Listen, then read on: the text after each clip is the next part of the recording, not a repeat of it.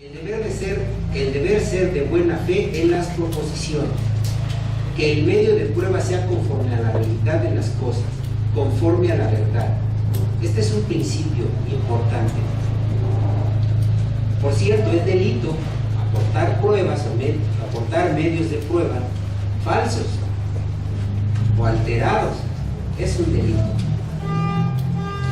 Es un delito, entonces, cuidado. Y abarca a los abogados. Cuando se hizo el tipo penal, trabajaba yo en el Congreso del Estado. No es presunción, era un trabajo humilde. Pero yo estuve fíjense que los señores, con todo respeto para los señores diputados, llegan y se sientan en su curul y la votan. Pero los que realmente construyen la norma son sus especialistas técnicos que tienen ahí como asesores, como auxiliares. Y yo estaba en las mesas que le llaman allá técnicas, en las mesas técnicas de la construcción de las normas. Y cuando se construyó el tipo penal de fraude procesal, que involucra al abogado, o sea, si a la parte ofrece una prueba falsa, no solamente la parte actora comete el delito, también el abogado. Y yo les decía, no al abogado, no lo pongan, de verdad que puede haber gente que se lleve al abogado entre las... Sí hay gente que se lleva al abogado, o sea, y dice, aquí está mi contrato y además lo certifiqué ante notario público. Y uno ve el sello, que ahí sí grandote. Dice, pero pues, ¿qué tenías que hacer hasta el Zacatecas o qué tenías que hacer hasta el Gana para ir a certificar tu contrato de Tultepec? Bueno, pues hay quien dice, chin, si uno no pone más atención o uno no reflexiona más si ese contrato pueda ser auténtico, pues se va uno con los pies y presenta la prueba y al rato te muestran que es falsa. A un amigo mío, que no voy a decir su nombre pero que trabajó aquí, me dice, yo en un asunto le ofrecimos se ofreció, bueno, yo no, él es el abogado, pero se ofrece una documental consistente en un contrato certificado por un notario del estado de Hidalgo. La parte contraria objeta la autenticidad del documento, incluso de la certificación, y efectivamente cuando se le pide al notario público que informe si él hizo esa certificación, dice que no. Y vean cómo la parte actora se llevó al abogado, se lleva al abogado. Entonces, ustedes como abogados acaten este principio de lealtad y probidad o veracidad en la prueba. Es muy importante, que pueden perder el juicio porque el otro tiene mejores pruebas, pues si te importa, ustedes no están para inventar cosas, solamente van a ser abogados, no otra cosa. ¿De acuerdo? Ahí viene otro principio. No se preocupen mucho, se los voy a dejar ahí. Principio de contradicción de la prueba. Este principio es muy importante. La prueba el medio de prueba que se ofrezca para producir prueba en el juicio tiene que tener la posibilidad de contradicción, es decir, que la parte contraria pueda contradecir esa prueba, que la pueda objetar, que la pueda desvirtuar. Eso es muy importante. Ustedes tienen que estar atentos a las pruebas que les ofrezca la parte contraria. ¿Para qué? Para poderlas objetar.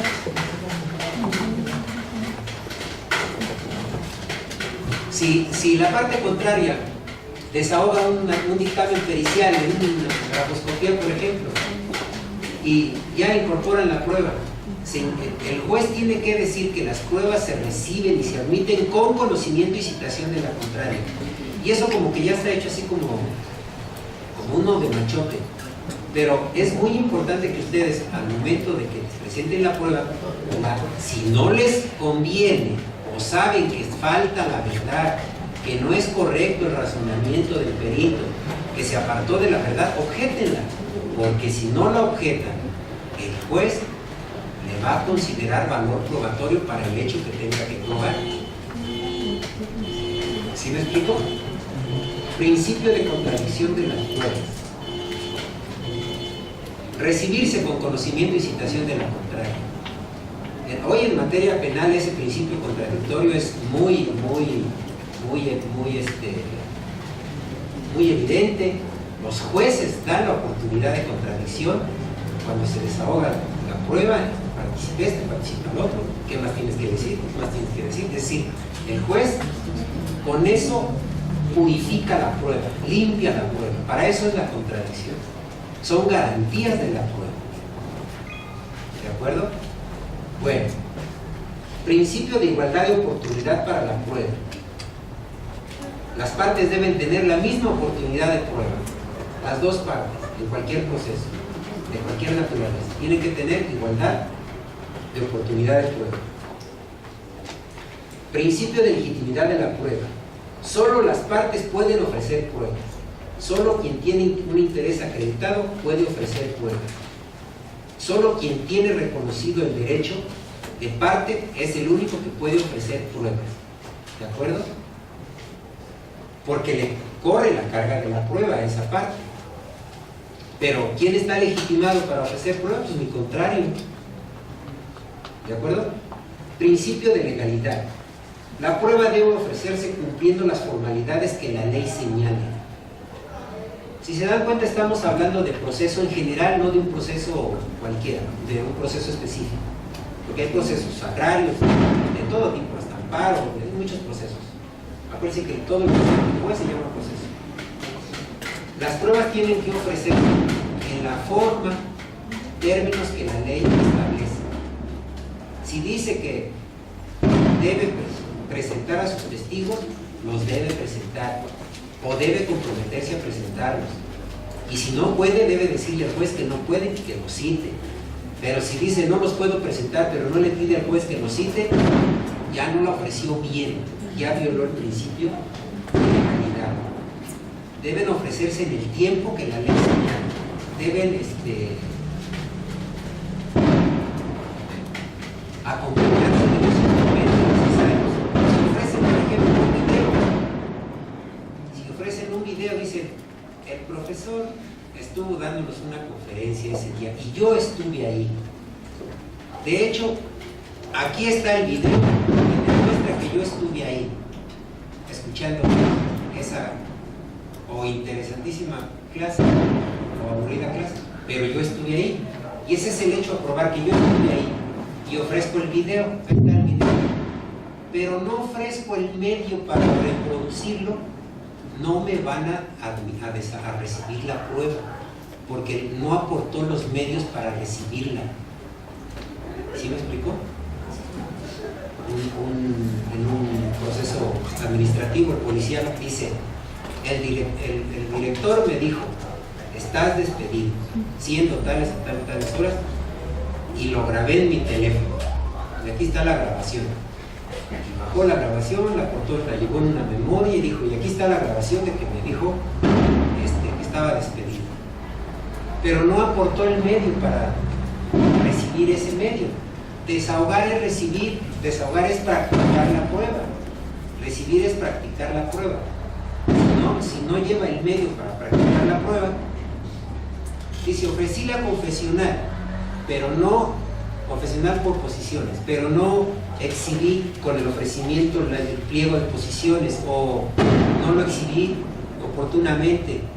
Si la ley dice cuando ofrezcas la confesional, ofrezca por posiciones, tienes que anexar el pliego de posiciones y no la haces, el juez no te admite la prueba. Si la ley permite que pueda el juez prevenirte para que la exhibas antes del desahogo o de recibimiento, bueno, si no la presentas, entonces no se desahoga la prueba. Entonces se llama principio de legalidad. Principio de legalidad. Principio de preclusión. ¿A qué se refiere eso? La prueba la tienes que aportar en el tiempo que la tienes que aportar. Después ya no. Después ya no. Precluye tu derecho. Precluye tu derecho. ¿Sí entienden la figura de la preclusión?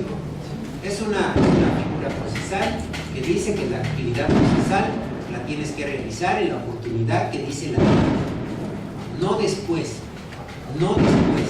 Hay algunos jueces, yo he combatido en amparo y lo he ganado, que piensan que si ofreces la prueba antes o si interpones el recurso antes del periodo, lo hiciste fuera del plazo, fuera del término. Dicen, y lo mismo es antes que después, fuera. Fuera es antes, fuera es lo mismo antes que después. No, la preclusión es después, que ejerzas el acto después. Si lo ejerces antes, no tiene problema para admitir si ya hay por ahí criterios en la jurisprudencia de los tribunales que emiten jurisprudencia, donde dice si el derecho lo ejerces antes, no tiene por qué precluir o considerar que está precluido, pero no hagan las cosas, háganlo en el tiempo que dice la ley que hay que hacerlo, si no precluye, ¿de acuerdo? Principio de la carga de la prueba. Las partes asumen la carga de prueba de sus proposiciones. Ese es el principio de carga de la prueba. Principio de la no disponibilidad e irrenunciabilidad de la prueba. Si ya ofreciste la prueba y ya se recibió la prueba, dices, no, me perjudica, me desisto, no. Ya no puedes disponer de esa prueba. Una vez incorporada la prueba, es decir, ya recibida, ya desahogada quiere decir recibida, practicada. Ya recibida la prueba, ya no te puedes desistir de ella. Que dices, no, esta no me conviene, mejor la retiro. No. Ya no, ¿de acuerdo? Ahí viene un principio bien importante que los abogados luego confunden con la preclusión. Principio de la consumación procesal. Si ya realizaste el acto procesal que tenías que realizar, ya no lo puedes realizar otra vez, aunque estés dentro del plazo para hacerlo. Si ustedes ofrecieron sus pruebas dentro del término, es decir, más como yo soy un abogado bien listo y además puntual y rápido, ofrezco mi prueba el primer día del plazo. Y luego se dan cuenta que lo ofrecieron mal, que se equivocaron. Pueden volver a ofrecer pruebas estando en término, ya no, ya se consumó tu actividad procesal, ya consumaste el hecho, ya no, hay un principio de consumación procesal. Porque luego los abogados dicen, chingo, ofrecí mal eso, presenté mal esto, presenté mal aquello, ¿lo puedo volver a hacer? No, hay un principio de consumación procesal. Dice, ya no puede ejercitarse el mismo en una segunda oportunidad. Bueno, ahí hablamos un poco de excepciones, pero quisiera pasar un poco más adelante. Vamos a la clasificación de las pruebas. ¿Sí? Ya saben eso de las excepciones, ¿no? Si son las defensas, las excepciones propias y impropias. Obviamente se refiere a la prueba, porque las excepciones son hechos que hay que probar. ¿Sí o no? El actor y el demandado tienen la obligación de probar los hechos constitutivos de sus acciones o de sus excepciones. Hay excepciones propias y impropias, hay excepciones perentorias, hay excepciones dilatorias. Las dilatorias, algunas se pueden subsanar, algunas no, porque de falta de personalidad se puede subsanar, como la incompetencia se puede. Esas son excepciones dilatorias que nomás dilatan. Pero las perentorias destruyen la acción. Las excepciones perentorias destruyen la acción. Te debo 10 millones de pesos, pero no me los cobraste en el tiempo que la ley marca. Pongo la excepción de prescripción. ¿Qué debo demostrar? Pues que tú pudiste haber ejercitado tu derecho desde hace tanto tiempo según el contrato, y ahí está el contrato medio de prueba. Y que tu acción la ejercitaste hasta tal fecha, o pasó tanto tiempo, ya acredité el supuesto de la excepción de prescripción. Pues, reconóceme mi derecho a liberarme de la obligación. Reconóceme el derecho de liberarme de la obligación. Entonces, pero yo probé mi excepción con el mismo contrato que exhibió la parte actora. Yo nomás le demostré que el contrato y su cláusula tal decía que me debía haber cobrado en tal fecha y que me cobró, y que además con la instrumental de actuaciones, como decimos los abogados, vi que la oficialidad de partes registró la recepción de la demanda en tal fecha, y con eso, ese es mi medio de prueba, este es mi otro medio de prueba, y acredito este hecho y está la excepción. Entonces hay excepciones dilatorias, hay perentorias, hay excepciones propias e impropias. Dice, las propias son aquellas que por sí solas no excluyen ni destruyen las pretensiones, sino que deben hacerse valer por las partes. Eso es muy importante. La prescripción es una excepción que tiene que hacerse valer por las partes. El juez no la puede invocar de oficio, salvo en materia penal. Salvo en materia penal, ahí sí. El derecho fiscal, como comparte algunas características del derecho penal, también a mi juicio podría en materia fiscal el juez hacer valer la excepción de prescripción o traer la excepción de prescripción. ¿Sí me explicó? Pero en todas las otras materias pues la excepción tiene que hacerse valer. Dice, me ocurre mucho, la ley hay que seguirla todos los días porque si no, como dice por ahí, ¿quién es el autor de las leyes, de los mandamientos del abogado? Eduardo Roca, ¿tú? ¿Sí o no? Ah, bueno, de ese cuate dice que le sigas sigas la ley todos los días porque si no la sigues, algún día serás cada día menos abogado. Ah, bueno, antes la acción de reclamo de reinstalación o de indemnización laboral tenía 2 meses para accionar. Pues un día la cambiaron a 1 mes en materia burocrática local. Pues los abogados siguen pensando que sigue vigente aquella ley y presentan sus demandas 1 mes y medio, cerca de 2 meses después. Pues ¿qué hacen? ¿Creen que es muy bueno el abogado que trabaja aquí? No, simplemente les dicen, no, pues que presentaste tu demanda fuera del plazo que la ley te autoriza para accionar, por lo tanto ya prescribió tu acción y te hago valer la excepción y la apruebo con el mismo instrumental que existe de ocasiones y prospera. Bueno, ya hablé de excepciones. Clasificación de las pruebas, eso es bien importante también. Ahí voy ya, no se aburran. ¿Cómo se clasifican las pruebas? Directas e indirectas. ¿Cuál es la prueba directa? La que el juez desahoga, la que el juez recibe. La inspección, él la practica.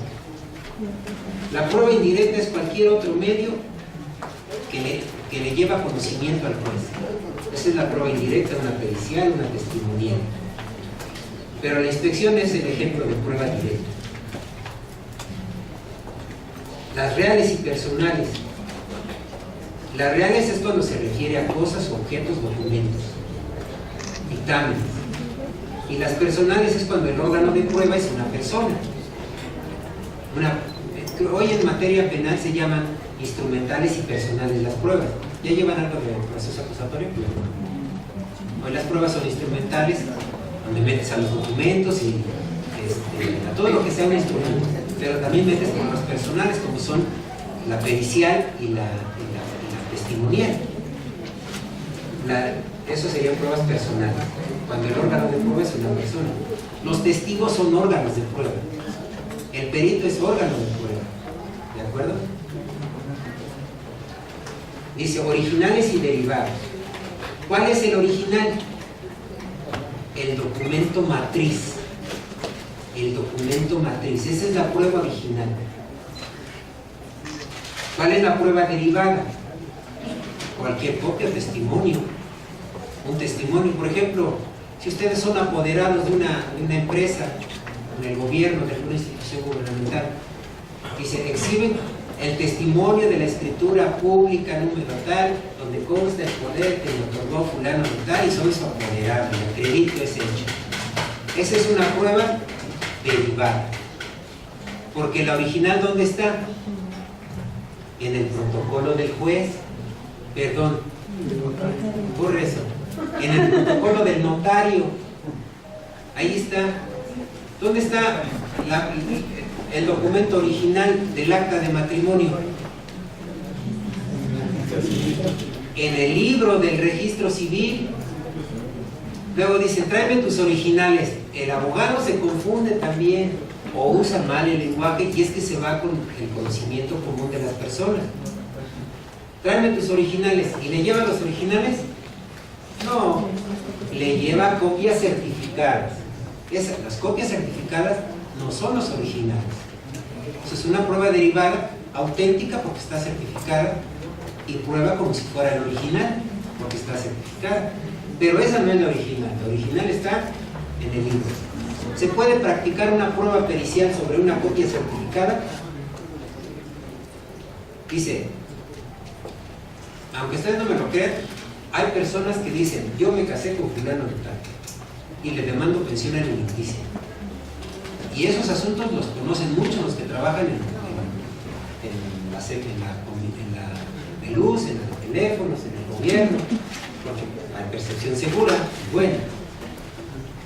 Y en esos juicios hay que objetar el acta de matrimonio que se exhibió en copia certificada. Y es más, la ley dice que los documentos públicos tienen valor probatorio pleno. Así dice. Pero ustedes pueden objetar esa acta y dicen, no, esa acta es falsa.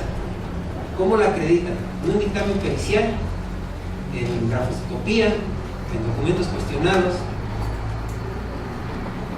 ¿Y dónde van a practicar la prueba? ¿En la copia certificada o en el original? En el original. Objeto y ofrezco tal prueba que es falsa. Y demuestro que el acta que aparece ahí o es falsa o no existe. A mí me ha tocado casos de ver que el acta no tiene matriz. Que no tiene matriz, es decir, ¿saben dónde las dan? No, espero no les quiero decir. Hay una universidad pontificia de los portales de Santo Domingo que dice que ahí muchos lo hacen, muchos abogados, desafortunadamente existe de toda la Villa del Señor, pero ustedes no lo van a hacer. Entonces, así su cliente les lleve el acta de matrimonio en copia certificada, el acta de nacimiento en copia certificada, examínenla. Dice, está certificada por el juez del registro civil, ¿cuál es el problema? Ah, pero ¿qué crees que yo conozco al juez de registro civil y este se llama fulano de tal? No, ¿cómo se llama? No, esta es falsa. O al revés, se las ofrecen y se dicen, no, espérate, esta no te la pudo haber certificado fulano, porque fulano yo lo conozco y es el oficial. Pueden hacer una llamada telefónica si tienen alguna duda sobre la autenticidad del acta, una llamada telefónica para ver quién es el oficial del registro civil. Podría ser, ¿no? O al notario, o ir a la notaría, como nos pasó a nosotros recientemente en un asunto de un abogado que trabajó aquí en Villano. No lo voy a tener. Pruebas preconstituidas. ¿Cuáles son las pruebas pre? Las que existen antes del juicio. Un pagaré, un título de crédito, un documento, un acto prejudicial. Existen antes del proceso, las preconstituidas. Los pagarés, las letras de cambio, los títulos de crédito son pruebas preconstituidas porque existen antes del que se inicie el proceso. Pruebas por construir. En el proceso sería la confesión, el testimonio, el perito. Esas son pruebas por constituir o por construir. Pruebas útiles son las que tienen vinculación con los hechos controvertidos. Son las que tienen vinculación. ¿Para qué ofrecen pruebas que no les van a ser útiles? Vean cuáles son los hechos controvertidos. Si ustedes son los actores, enseguida que ven la contestación de la demanda dicen, este hecho no me lo controvertió, ya no necesito pruebas. Solamente voy a ofrecer pruebas de hechos, pruebas útiles, pruebas que me sirvan. También le llaman pruebas pertinentes, pruebas que sirven. ¿Y cuáles son las que sirven? Las que tienen vinculación con los hechos controvertidos. Pruebas inútiles son las, al revés, las que no tienen vinculación con los hechos, dice aquí introvertidos, son controvertidos o que ya están probados. Si ya están probados, ¿para qué aportas más prueba? ¿De acuerdo? Está fácil el trabajo de abogado, ¿no? Sí. Dice pruebas concurrentes y singulares. Eso se refiere a la eficacia de los medios de prueba. Hay pruebas que por sí solas prueban, pero hay pruebas que necesitan de otros medios de prueba. Que haya una advinculación, le llaman los abogados, entre pruebas para probar un hecho. ¿Sí me explicó? Dice, singulares son las que por sí, de forma independiente, prueban la confesión que usted firmó el pagaré tal. Sí. Los abogados son bien listos y le dicen a su contrario que usted se abstuvo de firmar el pagaré base de la acción. Bueno, que así un documento así, que usted se abstuvo de firmar el documento. Si el abogado no preparó bien a su cliente para el desahogo de la prueba, no lo aleccionó, lo preparó para el desahogo de la prueba, el cliente dice, si a usted le dice que usted se abstuvo de firmar el pagaré, ¿qué va a contestar? Sí, porque él piensa que sí lo firmó, no que sea cierto que se haya abstenido.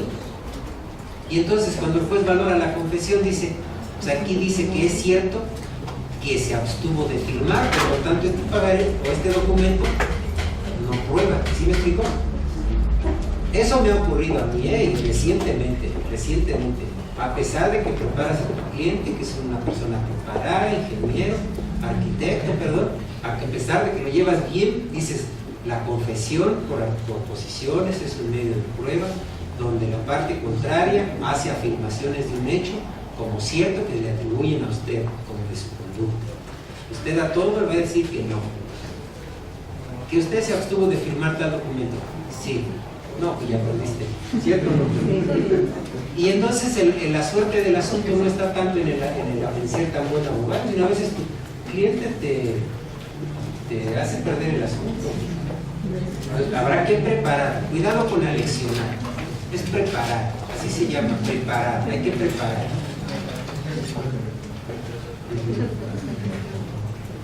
Pruebas plenas. ¿Cuáles son las que? Pruebas plenas son las que justifican por sí mismo el hecho.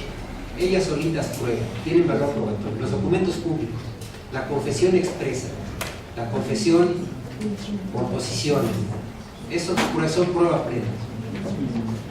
Y hay pruebas que son indicios, que necesitan de otros para poderse adminicular y probar. Tienen que juntarse con otros para poder probar. ¿Sí me explicó? Pruebas nominadas son las que prevé la ley, o las que la ley ahí enumera, confesión, testigo, tal, esas son pruebas nominadas. Y hay pruebas innominadas que son las que no están expresamente previstas, pero que se pueden ofrecer. Acuérdense que la ley dice, el juez puede valerse de cualquier medio de prueba. No dice de estos medios de prueba, de cualquier medio de prueba.